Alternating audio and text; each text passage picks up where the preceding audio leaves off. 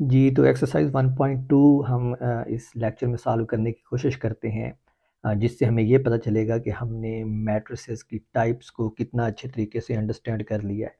तो ये पहला सवाल है और इसकी स्टेटमेंट है कि from the following matrices identify unit matrices, row matrices, column matrices and null matrices.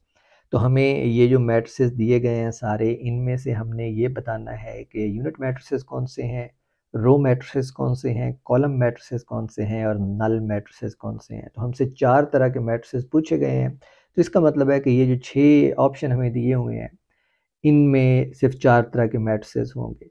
तो सबसे पहले हम मैट्रिक्स ए से स्टार्ट करते हैं। तो हम देखते हैं कि जो मैट्रिक्स ए है उसकी सारी एंट्रीज़ जो हैं वो 0 हैं। तो इसका मतलब है कि जो मैट्रिक्स ए है हमारे पास वो एक नल मैट्रिक्स है, क्योंकि हमें पता है कि ऐसा मैट्रिक्स जिसकी सारी एंट्रीज 0 होती हैं वो नल मैट्रिक्स कहलाता है। फिर ऑप्शन बी में हमारे पास हम क्लियरली देख सकते हैं कि इस मैट्रिक्स की सिर्फ एक रो है। तो ये जो बी है हमारे पास ये एक रो मैट्रिक्स बनता है। फिर उसके बाद हमारे पास आता है मैट्रिक्स सी जिसका सिर्फ एक कॉलम है।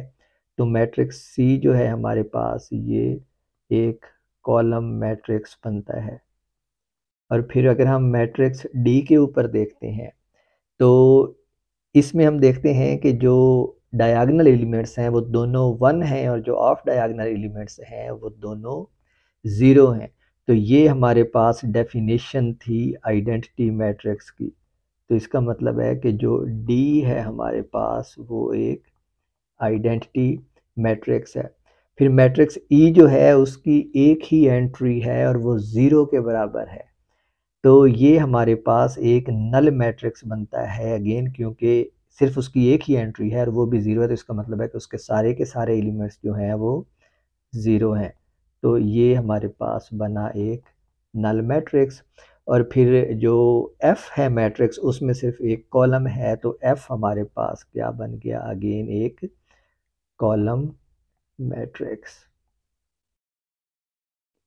चलिए अब हम आगे चलते हैं और दूसरे सवाल को करते हैं। तो ये हमारे पास दूसरा सवाल है और इसकी स्टेटमेंट ये है कि from the following matrices identify square matrix, rectangular matrix, row matrices, column matrices, identity matrices and null matrices. In short के आपके पास ये जितने भी मैट्रिक्स दिए हुए हैं ये वाले, इनमें से आपने बताना है कि कौन सा मैट्रिक जो है वो किस टाइप का है। और ये हमारे पास है क्वेश्चन 2। तो मैं इसको इधर ही लिख लेता हूँ कि ये है हमारे पास क्वेश्चन 2। तो क्वेश्चन 2 का अगर आप पहला मैट्रिक्स देखें तो इसकी 2 रोज़ हैं और 3 कॉलम्स हैं। तो ऐसा मैट्रिक्स जिसकी नंबर ऑफ़ रोज़ जो है वो नंबर ऑफ़ कॉलम्स के बराबर नहीं होती, तो उसको हम क्या कहते हैं, रेक्टेंगुलर मैट्रिक्स। जो दूसरा मैट्रिक्स है ये वाला, उसका सिर्फ एक कॉलम है, तो ये हमारे पास कॉलम मैट्रिक्स है। जो तीसरा मैट्रिक्स है उसकी 2 रोज़ हैं और 2 ही कॉलम्स हैं, तो ये हमारे पास स्क्वायर मैट्रिक्स है। जो चौथा मैट्रिक्स है उसके जो डायगोनल एलिमेंट्स हैं वो 1 हैं और ऑफ डायगोनल एलिमेंट्स 0 हैं, तो ये हमारे पास आइडेंटिटी मैट्रिक्स है। फिर जो पांचवा मैट्रिक्स है हमारे पास उसकी 3 रोज़ हैं और 2 कॉलम्स हैं, तो ये भी हमारे पास एक रेक्टेंगुलर मैट्रिक्स है। जो नेक्स्ट हमारे पास ऑप्शन है, जो सिक्स्थ मैट्रिक्स दिया हुआ है उसकी सिर्फ एक रो है, तो ये हमारे पास एक रो मैट्रिक्स है। फिर जो सेवन्थ मैट्रिक्स है उसका सिर्फ एक कॉलम है, तो सेवन्थ हमारे पास एक कॉलम मैट्रिक्स है। जो एट्थ मैट्रिक्स है ये वाला, इसकी अगर आप देखें तो 3 रोज़ हैं और 3 ही कॉलम्स हैं, तो ये हमारे पास एक स्क्वायर मैट्रिक्स है। और फाइनली ये जो नाइन्थ वाला मैट्रिक्स है, अगर आप इस पे ऊपर गौर करें तो इसकी सारी एंट्रीज 0 हैं, तो इसका मतलब है कि ये हमारे पास एक नल मैट्रिक्स है। Now let's solve next question. ये थर्ड क्वेश्चन है और इसकी स्टेटमेंट ये है कि from the following matrices identify diagonal, scalar and unit matrices. Unit matrices को आइडेंटिटी मैट्रिक्स भी कहते हैं, इसलिए उन्होंने यहाँ पे ब्रैकेट में आइडेंटिटी लिखा हुआ है। तो अगर हम फर्स्ट मैट्रिक्स को देखें, ये जो ये मैट्रिक्स है, ठीक है, ये हमारे पास देखें कि ऑफ डायगोनल एलिमेंट्स दोनों 0 हैं और जो एलिमेंट्स डायगोनल पे हैं वो दोनों एक जैसे हैं, लेकिन वो 1 के बराबर नहीं है। तो इसका मतलब है कि ये एक scalar matrix.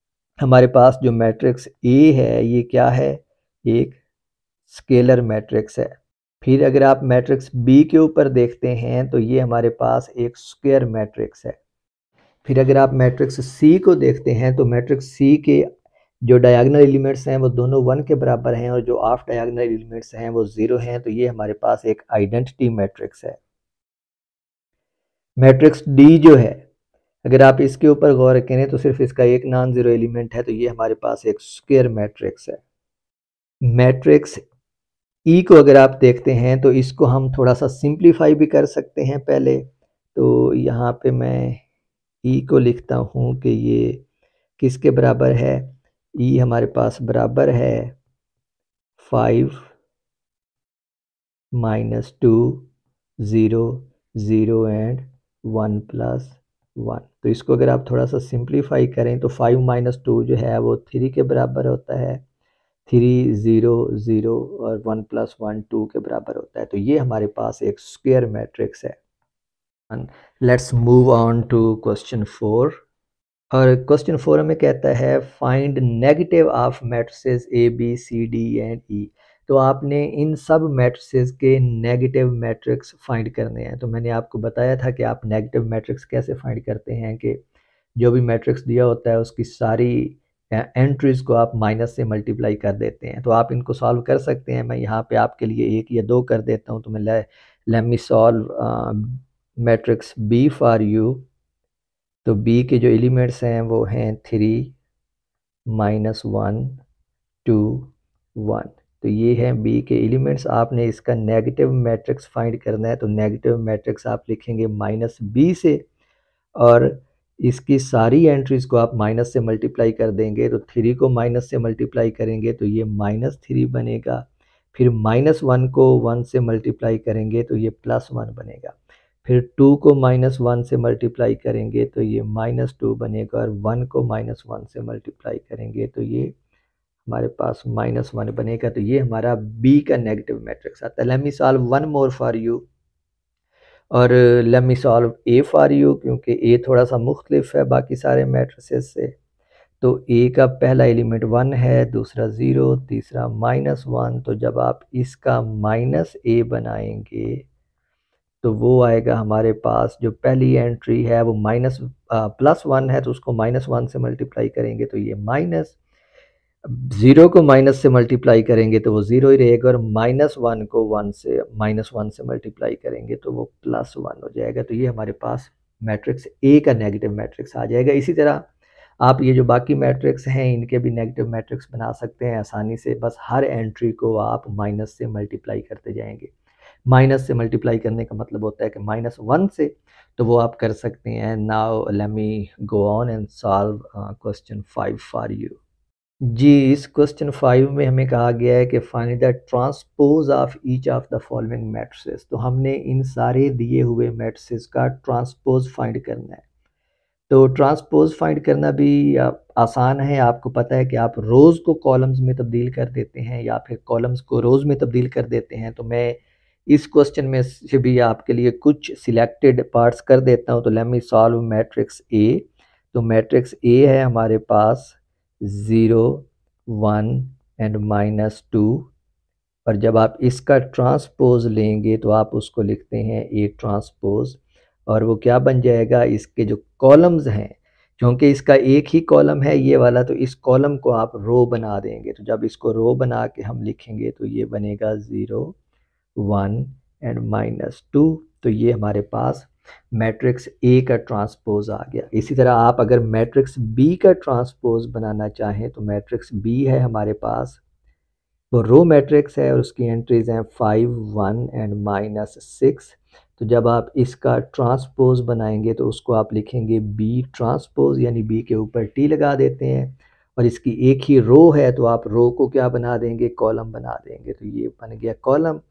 First entry 5, second entry 1 and third entry -6। तो ये हमारे पास बी का ट्रांसपोज आ गया। अब उसके बाद आप देखें तो मैट्रिक्स डी ई और एफ तीनों एक जैसे हैं। इनमें से मैं एक करूंगा, लेकिन ये सी मैं आपके लिए पहले कर दूं। तो जब आप मैट्रिक्स सी का ट्रांसपोज बनाएंगे तो सबसे पहले तो हम मैट्रिक्स सी को लिखते हैं। तो सी के एलिमेंट्स हैं 1 2, 2, -1 एंड देन 3 एंड 0। और इसका आप ट्रांसपोज बनाएंगे तो आप रोज़ को कॉलम में बदलेंगे, तो जो पहली रो है हमारे पास वो है 1 और 2, तो वो बन जाएगा 1 और 2 कॉलम की फॉर्म में। फिर जो दूसरी रो है वो 2 और -1 है, तो इसको आप लिखेंगे 2 और -1 कॉलम की फॉर्म में। फिर तीसरी रो जो है वो 3 और 0 है, तो इसको आप बना देंगे 3 और 0 का एक कॉलम। तो ये हमारे पास सी का ट्रांसपोज बन गया। Late me solve E for you. तो ई जो हमारे पास गिवन है वो है 2, 3, -4 और 5।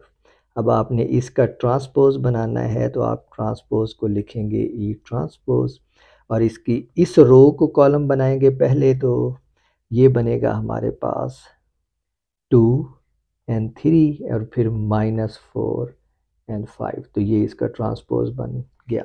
अब आपके पास डी और एफ रह गए हैं, तो उनको आप बिल्कुल इसी तरीके से खुद ही सॉल्व कर लीजिएगा। And let's move on to the last question, question 6। ये क्वेश्चन 6 है और ये हमसे कह रहा है कि verify that if A equals this and B equals this, then A transpose equals A and B transpose equal B. ये दोनों एक जैसे हैं, मैं एक आपके लिए करता हूँ, दूसरा आप खुद कर लीजिएगा। और इसमें हमें कहा गया है कि अगर हमारे पास मैट्रिक्स ए दिया हुआ हो और मैट्रिक्स ए की एंट्रीज हैं 1, 2, 0, 1, तो हमसे कहा गया है कि आप शो करें कि जो ए ट्रांसपोज का ट्रांसपोज होता है वो मैट्रिक्स ए के ही बराबर होता है। ये जो लेफ्ट साइड है ये सिंपली हमें ये बता रही है कि हमने इस मैट्रिक्स का 2 बार ट्रांसपोज लेना है।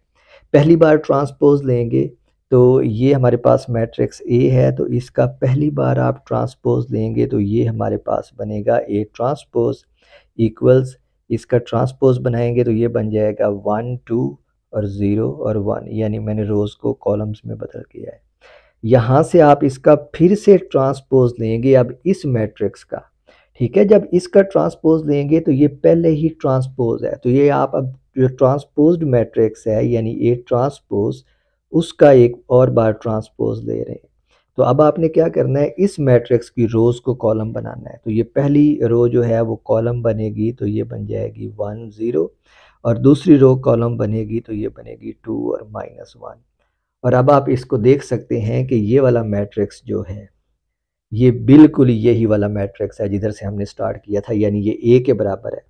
तो इसका मतलब है कि लेफ़्ट साइड पे अब हमारे पास था ए ट्रांसपोज का ट्रांसपोज और राइट साइड पे क्या आ गया है ए, और बिल्कुल यही चीज़ तो हमें प्रूफ करने का कहा गया था कि साबित करें कि ए ट्रांसपोज का ट्रांसपोज जो है वो ए के बराबर होता है। बिल्कुल यही काम अब आप इस मैट्रिक्स बी के साथ भी करेंगे। ये बी दिया हुआ है, 2 बार इसका ट्रांसपोज लेंगे तो वो मैट्रिक्स वापस मैट्रिक्स बी के बराबर आ जाएगा, और जो आप खुद करेंगे प्रैक्टिस के लिए।